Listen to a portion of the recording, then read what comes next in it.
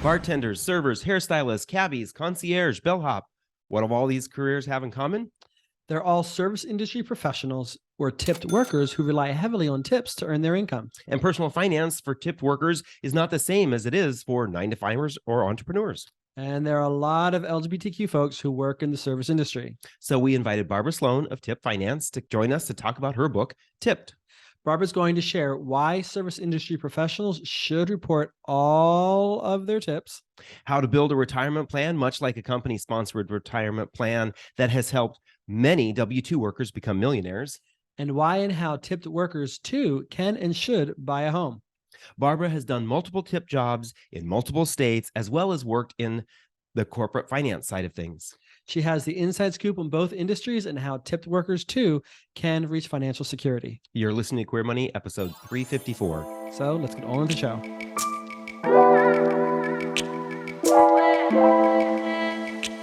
Welcome, Barbara Sloan of Tip Finance, to the podcast. We're excited to have you. Yes.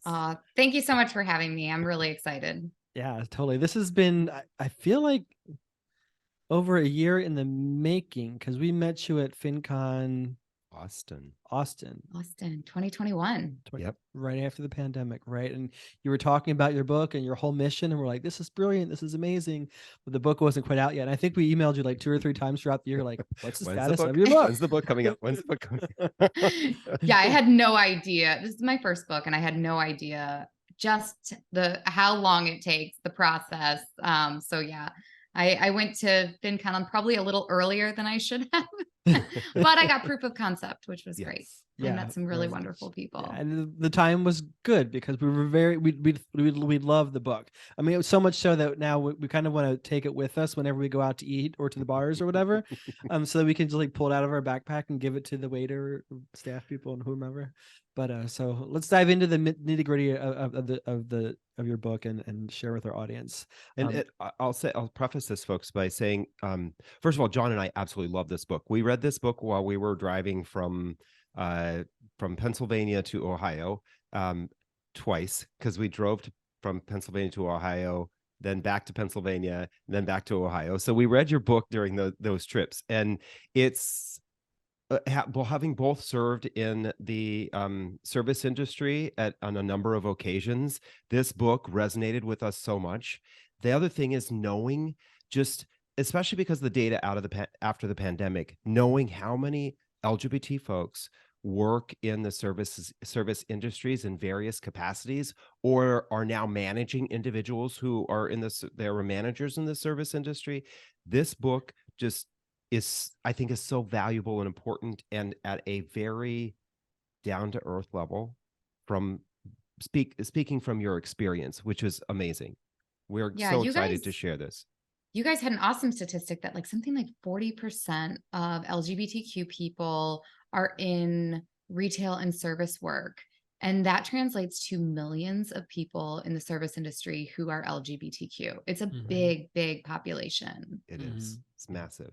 And it's, I think that's why this is interesting for us to talk about, because the way in which folks who work in the service industry and folks who earn majority of their income through tips is economically very different than, I think, even the way John and I talk a lot. We talk a lot from our personal experience from when we got a 9-to-5 every 2 or twice a month paycheck, right? And you don't talk from that perspective, in which that's what's so refreshing and nice. Very good. Very good. Yeah. I cut you off there, and I probably went too far. So no, I'll let you take.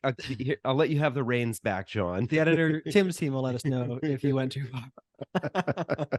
So, my first question is you use the term service industry professionals and the acronym SIPs.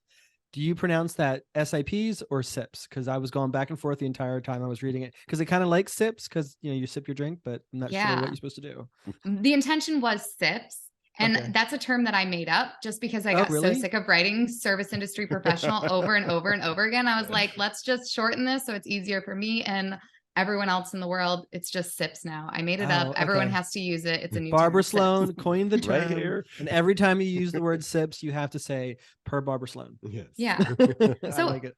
I think when most people think about employment, they think about two different types of employment. They think about W-2 employment, where the owner of your company sets up what your job is, they set up your wages, they set up your paycheck, they set up your benefits. And that's what we think of more as traditional 9 to 5 type work. And the other type of employment that most people see is when they're self-employed, whether that's gig, consulting, you're a business owner, and that type of employment, you are pricing your product or your service based on the overall expense of the business. You're including what you're going to make as a salary or bonus, what you're going to spend as far as business expenses, and what your benefits are going to cost. But there is a third type of employment, and that is tipped work.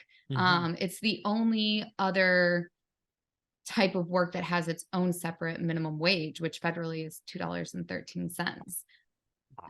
I hate that So people statistic. often forget that there is this very separate type of work. I often see in like the comment sections, people are always like, oh, why are we having to subsidize for these employers who don't pay their employees enough to live on? And it's like, well, that's not the type of work that this is. It's always and will always be structured as you pay the restaurateur, the club owner, the bar owner, and then you tip the individual who you're working with separately. It's a 2-part process.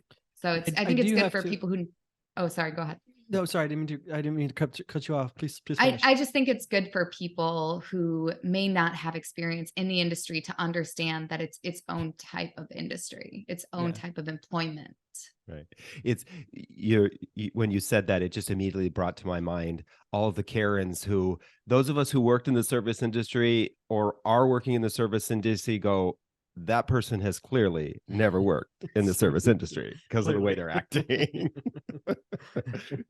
100%. What I think you do bring up a very accurate point, and I think it was in the acknowledgement in that nobody in personal finance, and certainly nobody in corporate bigger finance, is talking to tipped workers. It's just you're right. It is sort of this industry, this pay group that we don't really take into account. And I think for a lot of people, it's because they think that they're not being serious, or that it's only a temporary gig, because for a lot of people, going through the service industry was temporary. But to your point in the book, there are a lot of people who do this as a career for a myriad reasons. And they should have the same sort of financial support and financial education and financial security in the long run as any other type of worker. Yeah. I mean, the numbers I think are a little bit underreported because of that transient nature. And people are probably also listing themselves as a student, or, if sometimes they'll consider the service industry survival work and they have another job, either creative endeavor or something like that. But currently the numbers are about 5.5 million people work in the service industry on a tip-based income. And it's a big group of people in the US. It's the largest private sector employer in the country. So we're not talking about a small industry.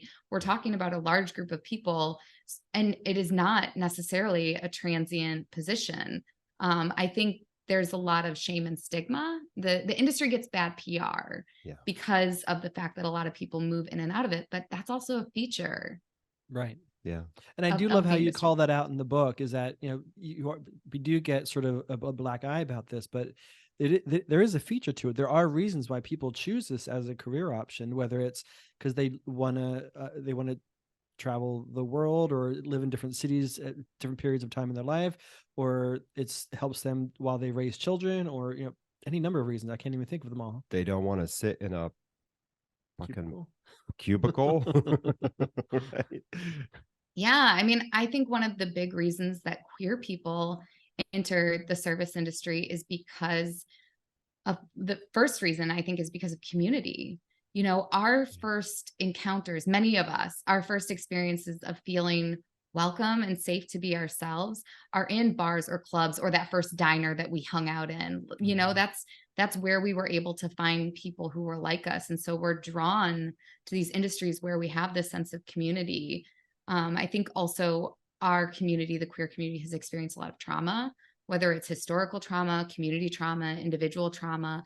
And when you experience trauma, a typical and pretty normal coping response to that is either numbing or avoidance, both of those things are done in clubs, bars, restaurants. So I think there's a lot of reasons that queer people tend to go into the service industry, community, trauma. I think also a lot of people in the queer community have a scarcity mindset, right? They may not have grown up with an abundance of love, support, feeling like there was opportunity. And because of those things, you may want a job that feels easy, that feels fun, a job where you can feel like yourself. There's not a lot of industries that reward you for being unique and flashy and memorable and flamboyant and bubbly and all of these things. And this is the one industry that celebrates you being yourself. And, we also know what it's like to feel othered and excluded. So it's a natural skill set that we as queer people have to bring other people in and say, welcome. I'm so glad you're here. Right. So to me, it's just such a natural fit for that overlap of queer people in the service industry. Yeah. I'm glad you said that. It's a very interesting connection that I don't think a lot of people make, is that we're attracted to this. Many people say, oh, you're attracted to this because of safety, or you maybe are attracted to this because of that is what you can get with the skill set that you have. But being attracted to it because you actually want to be yourself is the flair. I'm going to pull from Office Space, the flair, Yes. right? The flair is not Mhm. just what you have on your suspenders. The flair is who you are too. And so that flair is something I think a lot of people discount. A lot of people, a lot of times Yeah. you're in a restaurant, you're in a bar that is maybe not a queer space, but you can pretty quickly spot the queer or the gay, the person who has a little bit of flair. You say to yourself, okay, that's part that person's family, because they're being themselves, and that is nice. Right. I never connected with that. Yeah. And I think as queers, we spent a lot of our youth kind of hiding that. And so when we find a space that celebrates it, supports it, and it lends itself to making more money, with that level of engagement and that level of community and that just level of like entertainment, then, I think it creates a nice pairing for people. 100%. So let's dive into the nitty gritty here. I'm going to ask a question here that could end the interview immediately, but I don't think it's going to. Love Or that. they could go on for infinity. Can sips reach FI? Yes or no? Absolutely. Absolutely. Sips can reach FI. Well, and Yeah. thank you for saying it. And I wanted you to say it that way because I think that there's this assumption that that's not really an option for people who are in the service industry. So to hear somebody actually come out and say, yes, service industry professionals, bartenders, waiters, strippers, dancers, go-go boys, whomever, whatever your flair is and you're getting tipped for, if done with the right information and the resources, you can also reach financial independence. And that's what we loved about this book, because we're all about financial freedom and architecting the life that you want. And if you're in the service industry and that's what you want to do for any number of reasons, do it. But let's also help you reach financial independence. And so that's what we're going to dive into. Yeah. I think that what is great about the service industry is there are unique hazards, but there are also unique opportunities. And those things can both be true and exist at the same time. It can be a great opportunity and a great job for a lot of reasons. And it can also have a lot of hazards and things that you need to protect yourself against. And that's true for any job. Mm-hmm. I just lost my train of thought. That's why we have editors. I will add here, I did like that you talked about this in the book, that there are hazards to jobs. Because I think a lot of times we forget, right? We forget the kinds of hazards, both physical and mental health hazards, that folks face in these jobs. And it was nice that you talked about that because of the whole train of thought you went down with the coping mechanisms to how we face the hazards, especially the mental health hazards, and how those impact our ability to get onto and stay on a financially prosperous path, how it can divert us so quickly. Yeah, I'm going to go back to the question about can SIPs reach 5 real quick though. Yeah. So I think one of the reasons that service industry professionals aren't aware of the fact that they can reach financial independence is because they're not tracking their income. And when you're in an industry where you're not tracking your income, then you don't realize how much opportunity you have. So if we all didn't have to track our income in our jobs, if it wasn't automatic as part of our W-2 or required by our taxes, if we're a business owner in those two other types of employments, we would probably not be tracking it either. But it's a requirement of those two other industries that is not a requirement of this industry, or at least, it's a suggested aspect of this industry, which many of us just don't do because we don't see our other peers doing it. And so when you don't know how much income you're making, you tend to not see it as real. And when you don't see your money as real, then you don't see that it has real potential to do things for yourself and your life. And that may be why you feel like you can't achieve financial freedom, financial independence, any of your milestones. And so I always love looking at other industries for examples. We in the FI community talk a lot about that $40,000 a year janitor who got to $1 million. The service industry does not have an income problem, at least in most places. I have worked in 7 different states all over the country in a variety of different types of tipped positions. I was a cater waiter, I was a go-go dancer, I was a pole dancer, I was a fetish worker, I was a bartender, I was a waitress, I was a beer girl, shot girl, you name it in the service industry, I've done it, except I have not been a hairstylist or a taxi driver. But outside of it, I have done a ton of work in this industry, and I know that income is not the problem. The problem is we don't realize how much opportunity and potential our income has if we're good stewards over it. That starts with tracking it. The second side of it is money management. Our industry is really great at talking about how much we make on a shift. We talk to our friends who are coworkers about how well we did on a shift, or, oh my gosh, I made $1,000 last night, or the tips were rolling in. We're really good at that. But where we as a community fall short is in the money management side. And it's not necessarily a fair judgment to say that we're even falling short, because people in the 9-to-5 world, that is automatic for them. Yeah. Right? They have their money set up and their system set up for them by their employers. The number one reason that most Americans become a millionaire is because HR Sharon has them check a box that says, yes, I'll contribute to my 401k. And that's how majority of Americans become millionaires. SIPs don't have that opportunity. They don't have HR. They don't have a 401k. They don't have paid time off. They don't have health insurance, you name it, they don't have that benefit. 95% of restaurants, bars, and clubs do not offer any employer benefits. So these people tend to fall short or miss out on these wealth building opportunities because they don't have any systems. They don't have any safety nets in place for them. And so I make this distinction in the book where, let's say you have a 9-to-5er going out and you have a service industry professional going out. The 9-to-5er will spend what they have left over after all of those safety nets are in place, whereas the service industry professional will spend what they have. And I think that's a big reason why they're not able to build wealth. So those are huge points to make.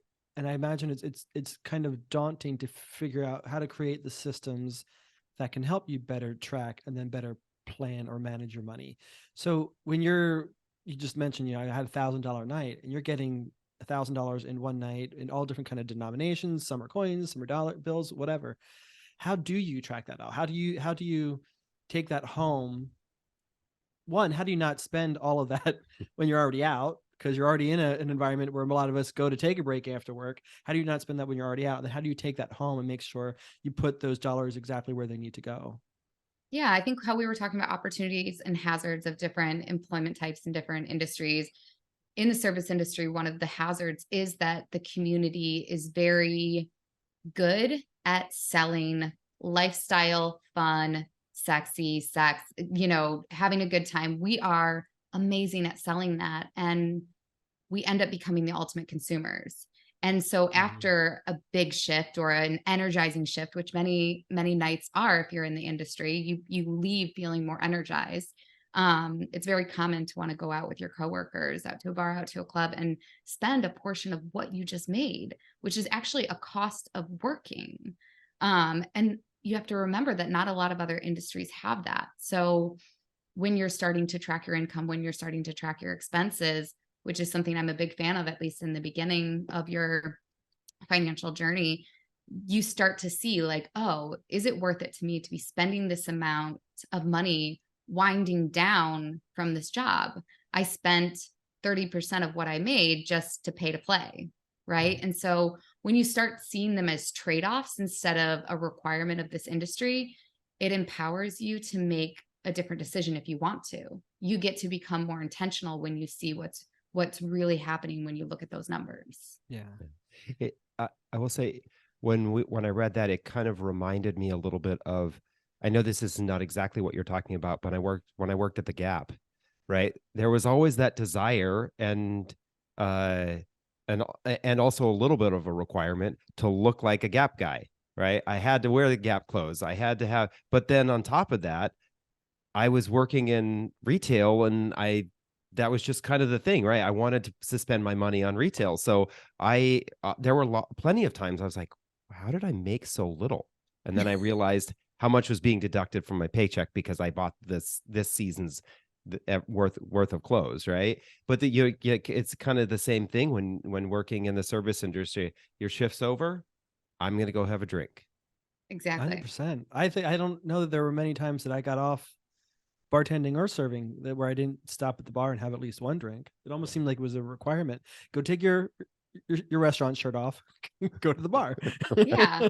But in reality, it's not a requirement. You guys Right. do such a great job of talking about how you can have your community of friends support you while you're saving money, like to create and think outside of the box for other ways of doing things, whether it's, if you go home with your coworkers and you get a couple bottles of $12 wine that are good because you have the experience to know which $12 bottle of wine is better than the $40 bottle of wine, then there's savings there and you're still getting the same experience of camaraderie and having a good time. Yeah.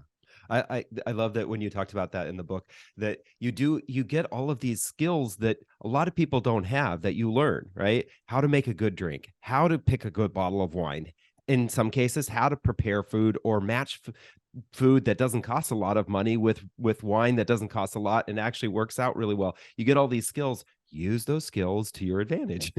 Exactly. But you're also trained to know a really nice scotch when you see it. And so sometimes you think that, oh, well, after a long shift, I deserve a really nice scotch. And it's like, we all deserve we all deserve all the things, but is that really what you want to value? Is it more important some of these other things? I think we were talking about the queer community and having a bit of a scarcity mindset. I think a lot of people in the service industry also have that scarcity mindset. And so we tend to want to spend our money as soon as we get it because we don't want it to be taken from us. And that's a big thing I see in the service industry is people, it's almost a split of scarcity and abundance mindset. They know there's always going to be that next shift. And so they know that money is going to be coming to them, but they also want to get the money out the door as quickly as they can because they don't want someone else to take it. And so, I think working on an abundance mindset is a really important thing, both for queer people and for people in the service industry. I tackled my scarcity mindset with mantras. I love the mantra, money comes easily and frequently, because when you're in the industry, it does. You just got to capture that and keep it to fulfill those dreams. Yeah. One of the things that John and I were like, oh my God, this makes so much sense. Why didn't someone never explain this to us? When it comes to that idea of how much money you make and reporting all of it, I think it's almost a game for those of us who worked in the industry to say, oh, I only had to report 1% of all of my income this year. Why is that a really bad idea? Yeah. So not claiming your tips as income is short-term thinking.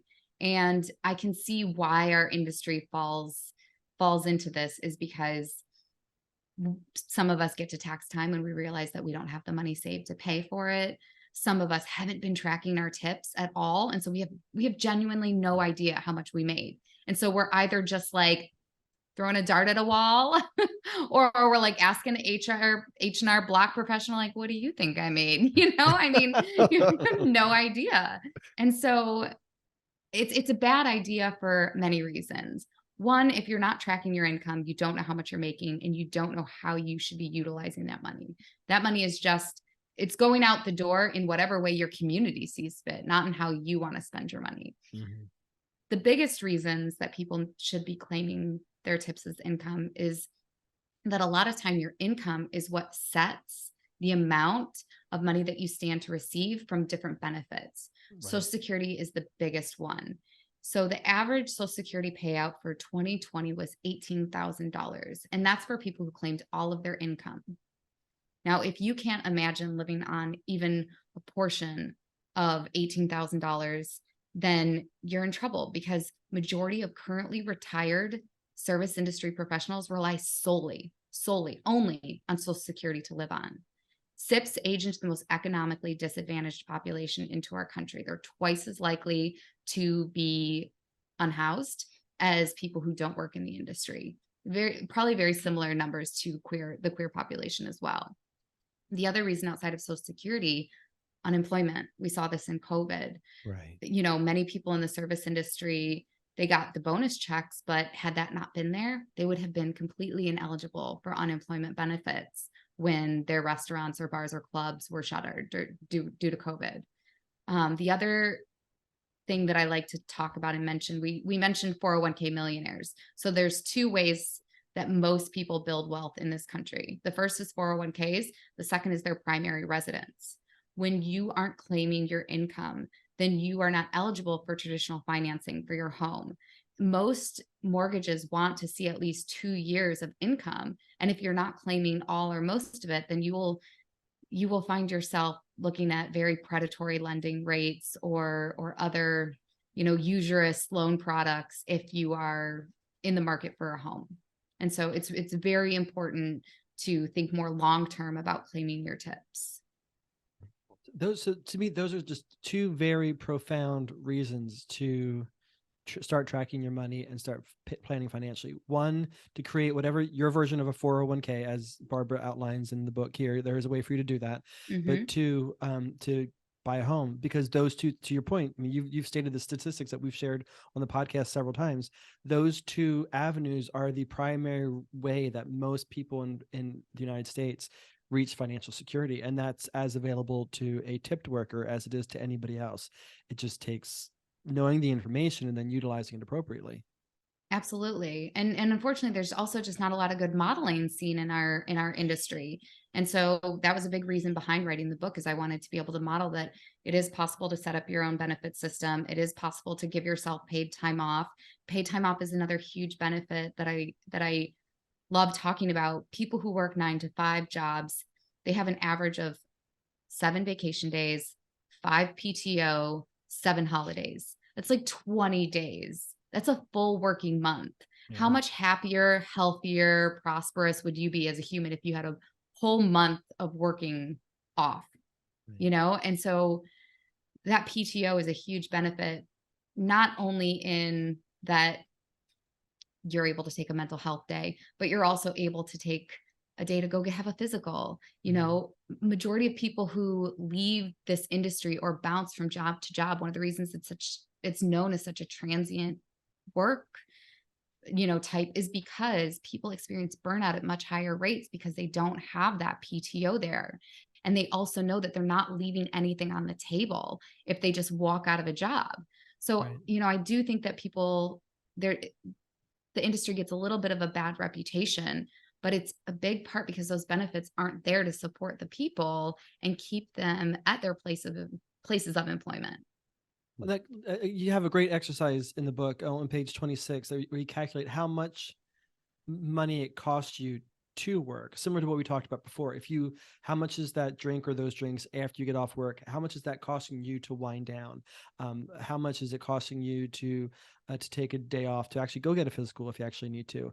And then you suggest then not only calculating how much that costs from a dollar's perspective, but then also calculating how much then do you have to work to pay for those things with your dollars. Can you extrapolate on that a little bit, please? Yeah, because I think like when we were talking about like you just went out and spent 30% of what you made in a shift, if you asked yourself, like, would I have rather gone home at 7 o'clock and only worked for 3 hours and not gone out? Or would I have rather worked that 10-hour shift or that, however long that shift was and go out?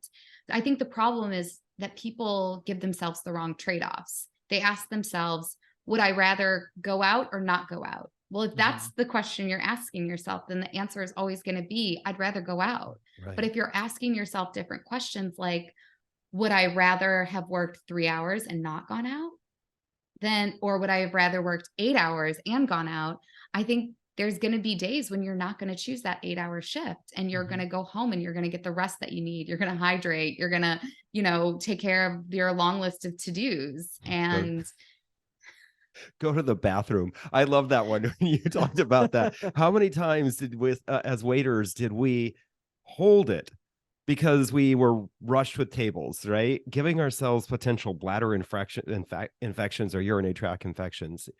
That is just, it's brilliant that you bring those things up that most people don't think about. No other industry has that. And I think it's just such a good reminder that in this industry, we tend to put others before ourselves. And that's why I have a whole section on creating boundaries. Every industry, creating boundaries is important, but especially in industries where you're working with the general public. The general public is tough, right? And we're bitches. But you're put in situations where you're often made to feel small, or you have to go along with some conversations that maybe you wouldn't otherwise go along with had that power dynamic not been at play. Or, like you just seasoned vets in this industry understand how important boundaries are. And I think that was really something that I wanted to give this next generation of people coming in, is that when you're working with the general public, boundaries are super important, and that developing them early on is a lot easier. Like having just hard rules for yourself. I don't give out my phone number. I'd never say the name of the street that I live on. I don't talk or share photos of my kids, or, whatever your personal boundaries are. It's so good to make a list of those before you start in this industry, so that the decision-making is already done by the time you get to your ship. These are things I talk about. These are things I don't talk about. These are things I'm willing to do for my guests. These are things I'm not willing to do for my guests. So I think it's an important part to staying in this industry long term. Right. And to your point, then you want to sort of apply that to your finances. So I never spend more than 5 or 10% of my tips in a night afterwards, or whatever, makes sense for you. Or I always put 20% of a night's tips towards my Roth IRA, or whatever boundaries you need to set so you can achieve the goals that you figure out for yourselves as you suggest guide people through in the last chapter of the book. Figure out what those goals are, how you can achieve those goals, and what you have to do to actually make those things happen. That has to apply not only to your boundaries around what you're willing to share about your personal life, but how you're willing to use your money in the environment you're in and for your long-term financial security. Yeah. There's a section in my emergency fund chapter where I talk about how to, like, different strategies you can use to build your emergency fund. And I like to gamify everything. Like, I love everything to be a fun game. And that's why I think this book is really approachable, just because it's filled with stories and analogies and games. And it's not just a bunch of boring, stodgy finance stuff. But like, one of the games I love to play to build an emergency fund is like, they're so whimsical. Like, if you have a bar and you're running a bar by yourself, like picking a couple seats at your bar that are your saving sections. Like, oh, whatever people tip me at these 2 bar seats are going to be what I put towards my savings. Or anyone that tips me that has a yellow shirt on is going to be retirement money, no matter what. Like, as a rule, general rule, always. And so it's when you make those games fun that doesn't become such a struggle to hit your financial goals. And, you know, you almost look forward to it. You're like, oh, there's that guy walking There's up a in the yellow shirt. shirt. Like, that guy is going to be paying me for the rest of my life. That tip is going to be. We're going to work that guy really Well, hard. and just think about the quality of service you're going to give that guy, right? I mean, just inherently, you're just like, I'm going to make this person so happy. They're going to just give me the biggest tip ever. Next time he comes in Yeah. with a green shirt, he's like, wah, wah, what's going on here? But it's also like injecting that kind of fun and whimsy and gameplay into your job makes it a lot more fun as well, you know, and then you're thinking about your job in a way that's supporting you in the long term, in the long term. All right. So David has You dying get to ask you this question. No, this we were driving in the car and I read that I was reading the section of that book to David at the time, and he stopped me and goes, share. All right. So how do you think the audience would respond to a dancer or a stripper if they were to tell them that during this particular song or segment, they are funding my retirement plan, or you are helping build my emergency savings? All this is going to my Roth IRA. Like, right? How do you think the audience would respond? I don't think the audience would respond very well at all. Oh, really? In my budgeting chapter, I have a section where I talk about how budgeting is very similar to working in the fetish industry. In the fetish, I use a couple examples, but in the fetish industry, you know, only people who are into feet want to talk about feet. So you have to find your people. When you are on a stage doing a set, and you know, you come up to this person who's tipping you and you tell them that their tips are going towards your retirement. One, they picture you older, elderly, retiring. That's not something you want them to have in mind. No, not a sexy, like, just wait till I'm 60. You know, you're gonna be. Let me show you my dividends. Secondly, you're likely reminding someone of something that they are not doing very well with. And so you're not making them feel good about yourself. When you're a dancer, you need to be making the other person feel really great about themselves. And so reminding them about their own retirement, their mortality, the responsibilities they might not be up to, not a great idea. The other example I say in how it relates to the fetish community is that, you know, discretion is encouraged. Right? So you don't have to share your kink, your fetish with anyone else in the same way that you don't have to share your financial goals with anyone else. It can be your dirty or not dirty little secret, and, you know, it's nobody's business. So I would not recommend telling people. And this is why David never made it as a pole dancer. Well, first of all, just one reason why. That's just one of the many. All right. So you brought up budgeting, and I think you mentioned it a couple times, and you talk about in the book all these different apps, and we get a lot of pitches from app companies to do different kinds of projects on their apps for budgeting and whatnot. But over and over and over and again, Dave and I come down and say, nothing really beats our Excel spreadsheet. Like, just keeping it simple and like, and you say the same thing in the book. Like, you talk about all these apps are great and they have different benefits. They have their loopholes as well. They don't follow through, but ultimately you say that Excel's just the best. So how about that? I think the reason that Excel is so great is that all of our brains are so unique, right? We think about things in really different ways. Like, how I think about a calendar in my head, calendars go diagonal in my head. Like, I just think about things really differently. And I think we all do. When you have that space to kind of lay things out how your brain thinks about them, then your brain is more likely to stick with something that it understands. And that's what I think is great about Excel, is that you can adapt with it. You know, it provides a little bit of structure to keep you, you know, contained, but it's also very adaptable. I'm a huge fan of Excel. Yeah. And that's why we oftentimes recommend to people, if you're not a huge fan of Excel and spreadsheets, because there are people who don't like it, there are tons of YouTube videos on how to create simple spreadsheets. So then once you get sort of the fundamentals down, then you can lay it out however makes sense for your particular brain. Totally. All right. Now, you've already talked about wine and how that people who are in the service industry, especially bartenders, sommeliers, servers, tend to know how to find the good wines and the good wines that aren't so expensive. But I have to say, I think it was brilliant that you made the concept of investing so easy by simply saying that if you're able to understand wine and what wines pair with what foods and the different kinds of aromas and tannins, then that is no more then investing is no more complicated than wine. Can you please extrapolate on that? Yeah. So my investing chapter is probably my favorite because I think investing is a very overwhelming concept that really trips people up. There's a lot of terms, a lot of jargon, a lot of strategies. And the reason I love this chapter is because if you have been to a bar and you understand what it's like to be at a bar, by the end of this chapter, you will understand investing. You can get way deep into wine. You can get super deep into wine knowledge. You can talk about regions. You can talk about tannins. You can talk about mouthfeel. You can talk about notes. You can get way into wine. In the same way, you can get way into investing. You can talk about Forex and futures. And, I mean, the list goes on, bell curves.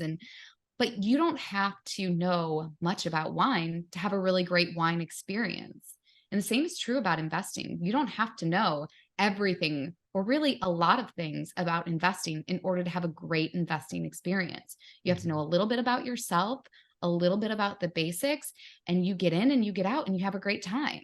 Like if it's not your desire to be, knowing all of these things about wine and you just want to have a great glass of wine and get a nice buzz and enjoy the dining experience, you can do that with wine. You can also do that with investing. Know a little bit about yourself, know a little bit about investing, get in and get as much of the benefits as people who know all of these terms and strategies and spend all of their time on day trading or what have you. So I think people assume that they have to come in really knowledgeable to get into it. And that's just not the case. Well, that it's so complicated that's for other people, and I'm not smart enough, or I don't have the right resources. I didn't come from the right background. But if you've been able to understand wine, or you can understand bourbons or whiskeys and what, if you're able to talk to complete strangers about your knowledge of these different kinds of drinks, and feel confident, and also sell them on what's appropriate for them, for their taste, or their whatever it is their meal is, you can do the same thing with investing. If you can, whatever training you had to go through to get the wine education, it's no more complicated to do that with investing. And there are some simple books that are out there to do that. And if you can get the wine, you can get the investing. Yeah, 100%. I think people in the industry downplay their abilities, right? And some of that comes from the fact that they'll have guests who will say, like, what is your real job? Or, what are you going to do with your life? That hazard of our clients and the general public, they can chip away at our confidence. And then on top of the fact that our industry has really bad PR, leaves us feeling like it's some sort of moral or ambition failure to be in this industry and to do this work. But really, we are placed in a lot of strange situations in this industry.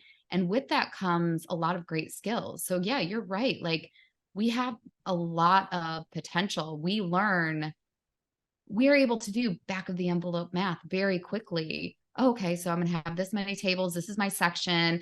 This is how many turns I'm going to need to get in a night in order to make what I need to make. We are doing that constant analysis all of the time.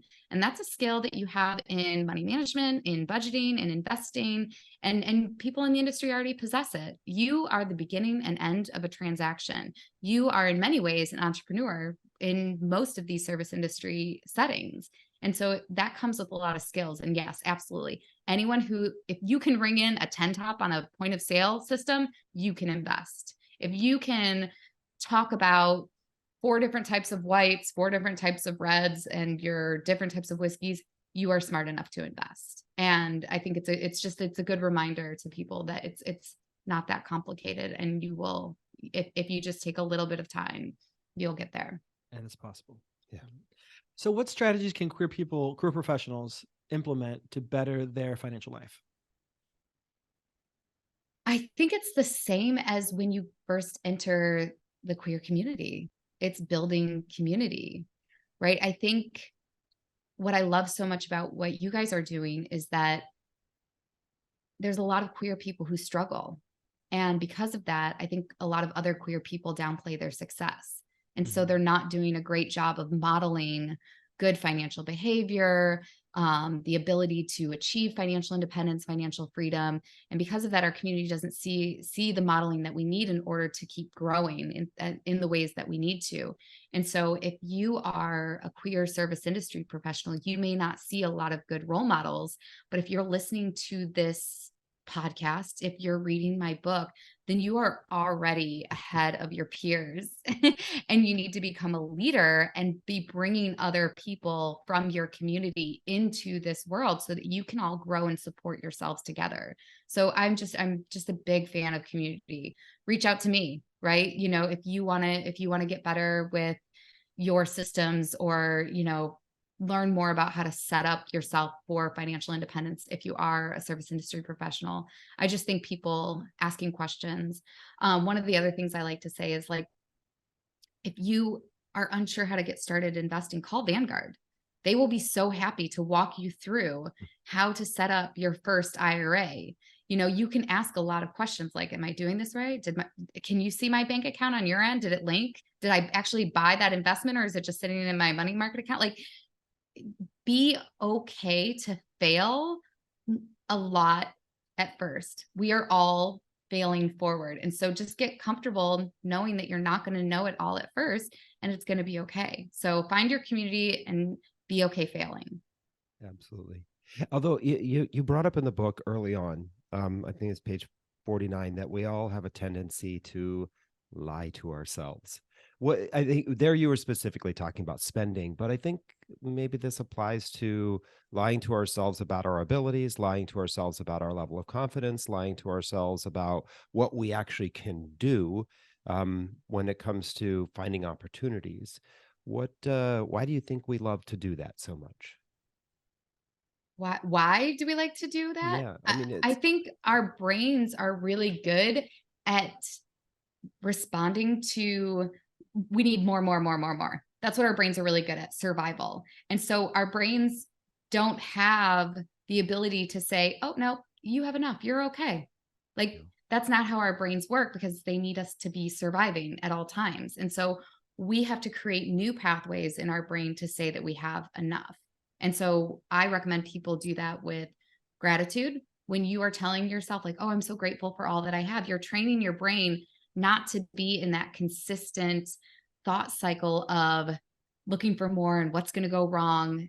You do that when you're being grateful. Also, charity. I highly recommend, you know, being charitable, because when you train your brain that you have enough to give to other people, then you're training your brain that you have enough, and that you're not in that lack, that scarcity, that fear, that lying to yourself sort of, you know, mode. I also think tracking is a huge part of being honest with yourself, you know, whether it's tracking how much you make or how much you spend, but also on the personal side, like, people in the 9-to-5 world have an employee review every year, where their boss will say, these are all the great things you did over the course of the year. People in the service industry don't have those annual reviews. If you knocked something out of the park and you did something really great, or you learned a new skill, or you moved up from, you know, service bar to main bar, or side stage to main stage, you know, like, write yourself up an annual review of all the things that you've learned during the year, of what you gained, just to remind yourself that you are learning, you are growing, you are getting better. And, you know, that's how you keep yourself honest, is tracking, whether it's monetarily or personally. Yeah. It's okay to give yourself a pat on the back, especially when nobody else is and you've done something great, right? 100%. I think the money quote of the entire book, though, and I think kind of wraps up what everything you sort of just said there, because I think it's a challenge that a lot of people have, not just SIPs, but a lot of people in many industries, and David and me included. The quote is, an abundance mindset means figuring out where truth meets possibility. And sort of to overcome those lies that we're telling ourselves, we got to figure out, well, what is actually true? Is the lie is this thing that I'm telling myself actually true, or is it a lie? And if it's a lie, then how do I decondition my brain to believe the opposite of what the actual possibility is? I love that quote. Yeah, I like that through identity as well. So people will say, I think our language is very important, and how we talk to ourselves, about ourselves. And I think that we don't use our language as a resource enough. You know, like, we should choose our words as carefully as we choose our financial products, or the, you know, the people that we surround ourselves with. And, so maybe instead of saying I'm broke, you could say something like, I have a lot of obligations for my money right now, or I'm not bad with money. I'm in the process of getting good with money. I have saved a little bit, therefore I am a saver. I just started investing, so I'm an investor, right? Our language is super, super important to the people that we are and the people that we are going to become. And so I just encourage people to use and be more careful about how you talk about yourself, because it matters. And I will say it's a really important one for our community, because whether it's family, friends, who probably weren't very good friends, or church or school or politicians, we always get these negative message. We get this a lot of negative messaging, and we just absorb it from a very early age. We absorb that negative messaging, and it's so easy for us to have that as a tendency to continue that negative messaging about ourselves, and what we are able to do or what we're capable of doing. Yeah. And I think you guys do a great job of that. I think we all thought that as a queer community, we were very lavish spenders, and you are doing great work in showing the numbers, tracking, keeping us all honest in the fact that that's not necessarily the case. As a community, we are doing good things, and we have the potential to do a lot more good things. 100%. Amen to that. Not to us, but to the fact that our community can do that. And we love that you're a part of the community, and we love getting to know you more as our relationship has grown. Where all can our listeners get a copy of your book? Yeah, they can find it on Amazon. I haven't done my indie launch yet because it's only been out for 2 months, but that'll be up next. So keep an eye out at your independent bookstores or you could request it from your independent bookstores or library, because that's in progress. But right now, please purchase it on Amazon. And if you do, please leave a review. You can also find me at Tipped Finance on all the socials. I like to hang out mostly on Instagram, where I make financial education fun. I like to make a lot of memes. I just started on TikTok, so hopefully I get more comfortable there, but watch me fail forward on TikTok. And then you could also find me at www.tippedfinance.com. I do one-on-one coaching. I also will do a money talk at your restaurant, club, or bar, or shoot me a message or an email. I love to see people in the industry win and doing well. Awesome. Well, to our listeners and viewers, hang on to the very end to hear or see how you might be able to get a free copy of Barbara's book. But meanwhile, Barbara, thank you so much for connecting with us, for writing this book, and for coming on the show to share your message. I think everybody who's in the service industry, even if it's for a short duration or for a lifetime, we highly recommend they get your book. There's so much great information in there. I think maybe every GM of every restaurant should buy a whole catalog of books for all their employees, right, and have a book club and help their employees reach financial security, because not only will it help the individuals reach financial security, but it'll help your employees do better at work, and that'll help you do better with sales and help you do better for whoever it is that you report to. So it's a trickle up. That's trickle up economics, which we're talking more about on the podcast. Love it. Love it. Thank you so much. Thank you so much. This was a lot of fun. I appreciate it. Thank you for listening to another episode of the Queer Money Podcast. Here's your takeaway from this episode. If you're a service industry professional or a loved one of a SIP, get a copy of Barbara's book, Tipped, the Life-Changing Guide to Financial Freedom for Waitresses, Bartenders, Strippers, and all other service industry professionals. It's a game changer for tipped workers. For the chance to win a free copy of Barbara's book, subscribe to the Queer Money Podcast newsletter in your podcast player or the video description below. Then join us this Thursday for another bonus episode of the Queer Money Podcast, and next Tuesday when we talk about how to break the news of your financial goals to family and friends. Thank you, and have a great week.